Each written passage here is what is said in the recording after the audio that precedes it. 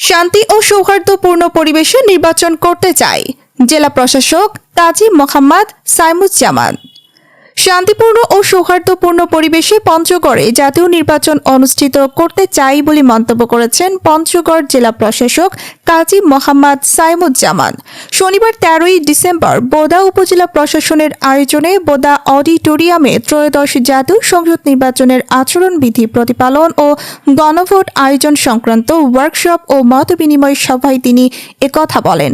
জেলা ম্যাজিস্ট্রেট ও ত্রয়োদশ জাতীয় সংসদ নির্বাচনের রিটার্নিং অফিসার কাজী মোহাম্মদ সাইমুজ্জামান আরও বলেন, মানুষ যাকে ইচ্ছা তাকে ভোট প্রদান করতে পারে, এটা আমি নিশ্চিত করতে চাই। সেই পরিবেশ বজায় রাখব। আমি পঞ্চগড় জেলায় সকল দলের প্রার্থীদের সাথে নিয়ে একটি শান্তিপূর্ণ ও অবাধ সুষ্ঠু নির্বাচন আয়োজনে কাজ করছি।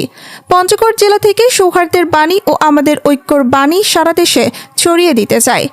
এ সময় আরও উপস্থিত ছিলেন জেলা পুলিশ সুপার রবিউল ইসলাম, অতিরিক্ত জেলা প্রশাসক সার্বিক সুমন চন্দ্র দাস, বাংলাদেশ সেনাবাহিনী Boda camp commander captain Khalid Hossain, জেলা নির্বাচন অফিসার মঞ্জুরুল হাসান, উপজেলা নির্বাহী অফিসার রবিউল ইসলাম, বোদা থানার ওসি সেলিম মালিক, উপজেলা নির্বাচন অফিসার রাশেদ খান প্রমুখ।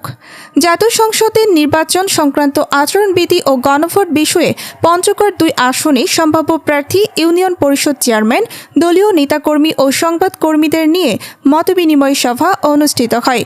এ সময় জেলা প্রশাসক কাজী মোহাম্মদ সাইমুজ্জামান আসন্ন নির্বাচনে সকলকে নির্বাচনী আচরণবিধি মেনে চলার জন্য অনুরোধ করেন এবং প্রয়োজনীয় সহযোগিতা প্রদানের জন্য প্রশাসন সর্বদা পাশে আছে বলেও অবহিত করেন।